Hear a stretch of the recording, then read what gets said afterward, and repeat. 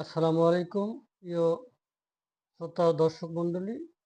আগামী পর্বে আমি হাসপাতালের সম্পর্কে কিছু কথা বলছিলাম।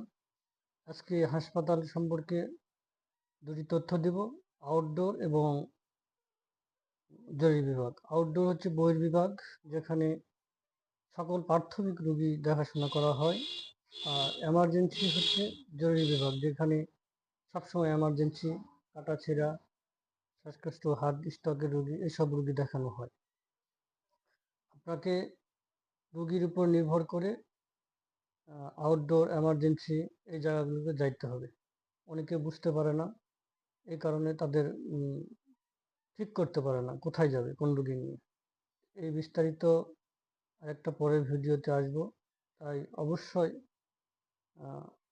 Comment, share, all button press করে রাখবেন। পরবর্তী ভিডিও ছাড়ার পর আপনারা যেন পান। থ্যাংক ইউ সবাই।